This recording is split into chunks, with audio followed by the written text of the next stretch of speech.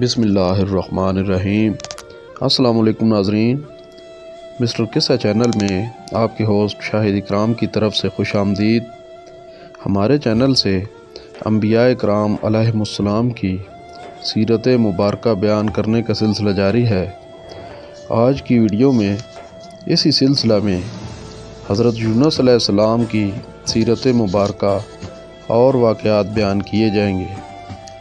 اس سے پہلے ویڈیوز میں بھی انبیاء کرام علیہم السلام کی سیرت مبارکہ اور واقعات بیان کیے گئے ہیں۔ پلے لسٹ کا لنک ڈسکرپشن میں دیا گیا ہے، جہاں سے آپ کو تمام ویڈیوز ملاحظہ کرنے کے لیے مل سکتی ہیں۔ اگر آپ نے اب تک یہ چینل سبسکرائب نہیں کیا تو چینل کو سبسکرائب کر کے بیل آئیکن کا بٹن دبا دیں تاکہ آنے والی ویڈیوز بر وقت آپ کو ملتی رہے، اور ویڈیو کو لائک کر کے کمنٹ میں اپنی قیمتی رائے ضرور تحریر کیا کریں۔ تو شروع کرتے ہیں۔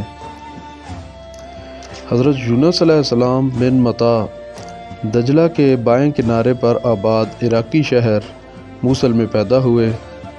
آپ علیہ السلام حضرت ہود علیہ السلام کی اولاد میں سے تھے۔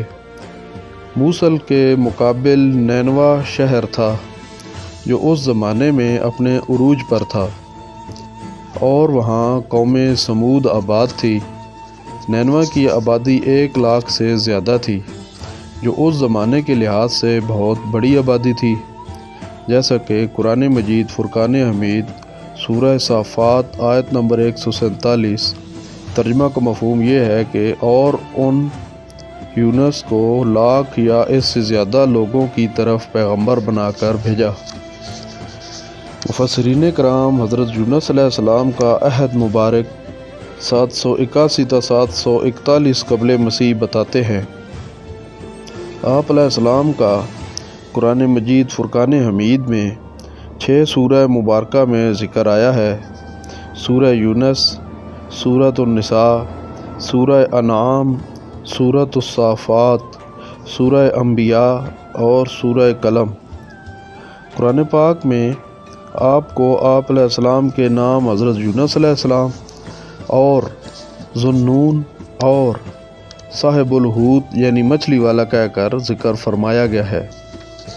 حضرت یونس علیہ السلام ایک عرصے تک نینوا کے لوگوں کو توحید کی دعوت دیتے رہے اور بت پرستی سے منع فرماتے رہے، مگر آپ کی قوم نے آپ کی دعوت قبول کرنے سے صاف انکار کر دیا، بلکہ دیگر نافرمان قوموں کی طرح آپ علیہ السلام کی دعوت کا مذاق بھی اڑانا شروع کر دیا۔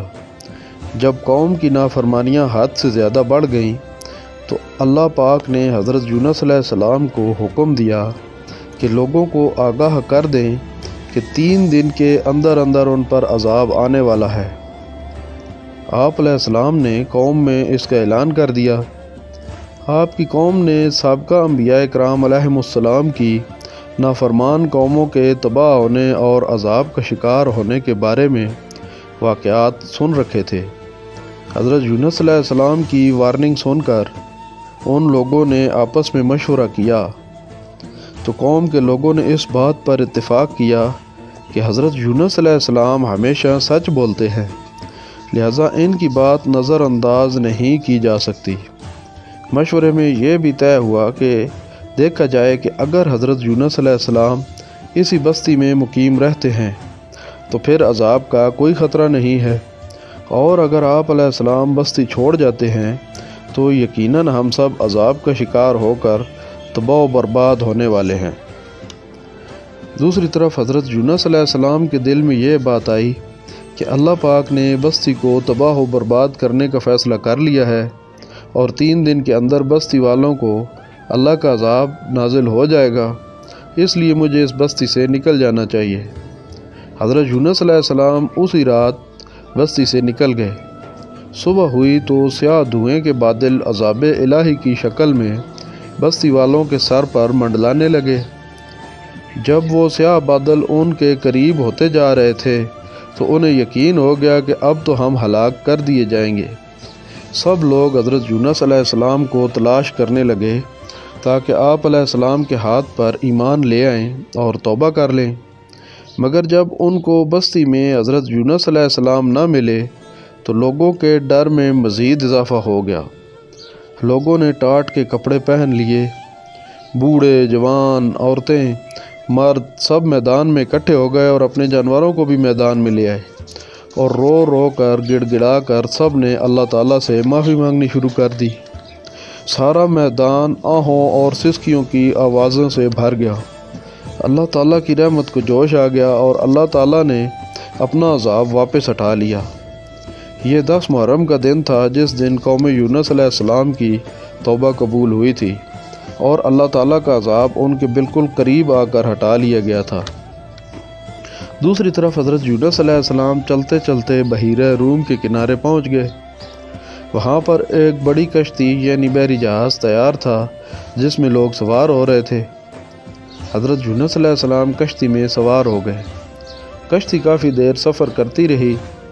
تھوڑی دیر بعد کشتی طوفانی ہواؤں میں گھر گئی۔ جب کشتی ڈگمگانے لگی اور غرق ہونے کا یقین ہونے لگا تو اپنے عقیدہ کے مطابق کشتی والے کہنے لگے کہ کشتی میں کوئی ایک شخص ایسا سوار ہے جس کی وجہ سے کشتی غرق ہو رہی ہے۔ یہ باتیں سن کر حضرت یونس علیہ السلام کے دل میں یہ بات آئی کہ میں وحی کا انتظار کیے بغیر اپنا شہر چھوڑ آیا ہوں، اسی لیے یہ اللہ پاک کی ناراضگی کا اظہار ہے۔ انہوں نے کشتی والوں سے فرمایا کہ مجھے کشتی سے سمندر میں پھینک دیں، مجھے لگتا ہے کہ یہ آفت میری وجہ سے آئی ہے۔ کشتی کے ملاح آپ علیہ السلام کی پاک بازی سے اس قدر متاثر تھے کہ انہوں نے ایسا کرنے سے انکار کر دیا اور قرعہ اندازی کی۔ قرعہ میں بھی آپ علیہ السلام کا نام آ گیا۔ کشتی کے ملاحوں کا دل پھر بھی نہ مانا، چنانچہ 3 مرتبہ قرعہ ڈالا گیا اور ہر دفعہ حضرت یونس علیہ السلام کا نام مبارک ہی نکلا۔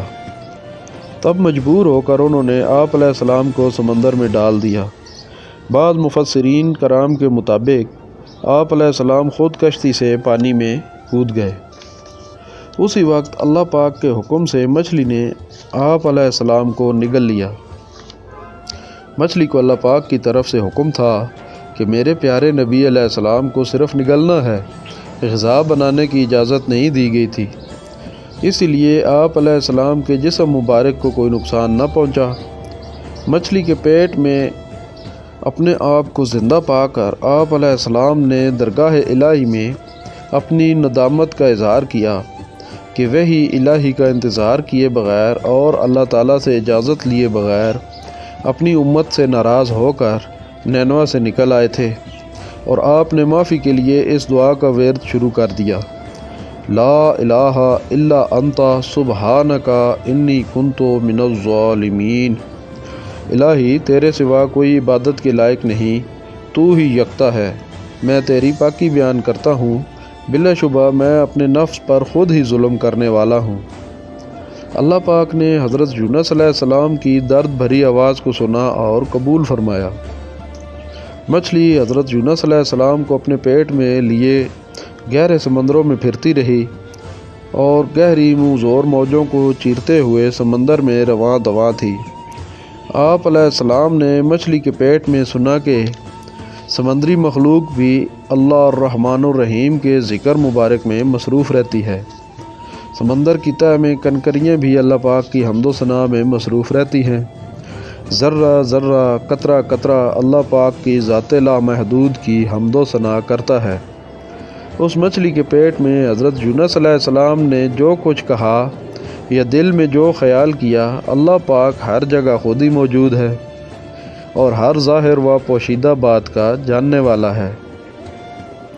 مفسر ابن ابی حاتم رحمہ اللہ علیہ اپنی تفسیر میں حضرت انس رضی اللہ تعالیٰ عنہ سے روایت کرتے ہیں کہ آقا نبی پاک صلی اللہ علیہ وآلہ وسلم کا ارشاد مبارک ہے کہ حضرت یونس علیہ السلام پر جب حقیقت کھلی کہ وہ ان کلمات سے دعا کرے جب کہ مچھلی کے پیٹ میں تھے، آپ علیہ السلام نے عرض کی، لا الہ الا انت سبحانک انی کنت من الظالمین۔ یہ دعا عرش کے نیچے پہنچی۔ فرشتوں نے عرض کی، پروردگار، ایک جانی پہچانی کمزور سی آواز اجنبی دنیا سے آ رہی ہے۔ اللہ پاک نے فرمایا، کیا تم اسے पहचानते हो? कहने लगे, नहीं खुदाया, वो कौन है? अल्लाह ताला ने फरमाया, वो मेरा बंदा यूनुस अलैहिस्सलाम है। अर्ज़ करने लगे, तेरा बंदा यूनुस अलैहिस्सलाम, जिसके मकबूल अमल और मंजूर दुआएं हर वक्त तेरी बारगाह में आती रहती थी।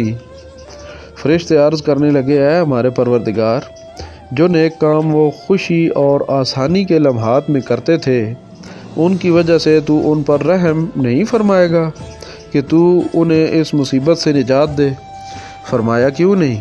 अल्लाह ताला ने मछली को हुक्म दिया कि खुले मैदान में मेरे बंदे को अपने पेट से उगल दे। हज़रत यूनुस अलैहिस्सलाम मछली के पेट में कितने दिन रहे, इस बारे में मुफस्सिरीन की मुख्तलिफ राय है। एक कौल ये है कि मछली ने आप अलैहिस्सलाम को चाश्त के वक्त निगला और इशा के वक्त उगल दिया। एक कौल 3 दिन का है, जबकि सैयदना इमाम हज़रत जाफ़र सादिक़ रज़ी अल्लाह ताला अन्हु फरमाते हैं कि ये मुद्दत 7 दिन पर मुहित थी। हाफिज़ इब्न कसीर रहमुल्लाह अलैह इब्न अबी हातिम रहमुल्लाह अलैह के हवाले से बयान करते हैं कि हज़रत अबू हुरैरा रज़ी अल्लाह ताला अन्हु से रिवायत है कि आका दो जहां नबी पाक सल्लल्लाहु अलैहि वसल्लम ने फरमाया, मछली ने हज़रत यूनुस अलैहिस्सलाम को खुले मैदान में उगल दिया। उन पर साया करने के लिए यकतीना बूटी उगाई। रावी कहते हैं कि हमने दरियाफ्त किया कि ए अबू हुरैरा रज़ी अल्लाह ताला अन्हु, ये यकतीना क्या है? आप रज़ी अल्लाह ताला अन्हु ने फरमाया, कद्दू की बेल। हज़रत अबू हुरैरा रज़ी अल्लाह ताला अन्हु ने बताया कि अल्लाह ताला ने हज़रत यूनुस अलैहिस्सलाम के लिए एक जंगली बकरी भेज दी जो कि नरम घास खाती थी। वो आप अलैहिस्सलाम से मानूस हो गई और वो सुबह व शाम आप अलैहिस्सलाम को दूध पिलाती रही। मुफस्सिरीन किराम के अक़वाल व सहाबा किराम रिज़वानुल्लाहि अलैहिम अजमईन के फरमान के मुताबिक जब मछली ने आप अलैहिस्सलाम को चटियल मैदान में उगला तो आप बिल्कुल नौमौलूद बच्चे की मानंद कमज़ोर हो चुके थे। आप अलैहिस्सलाम के जिस्म मुबारक पर कोई बाल न था, जिस्म मुबारक बहुत नरम व नाजुक हो चुका था। आप अलैहिस्सलाम के लिए कद्दू की बेल पैदा कर दी गई, जिसके पत्तों में आप अलैहिस्सलाम ने अपने आप को धूप से महफूज किया। बाद अहले इल्म फरमाते हैं कि कद्दू की बेल उगाने में कई हिकमतें थी। एक तो इसके पत्ते बहुत नरम, ज़्यादा और बहुत सायादार होते हैं। दूसरे, मक्खी मच्छर उनके करीब नहीं आते। तीसरे, इसका फल शुरू से आखिर तक खाया जाता है।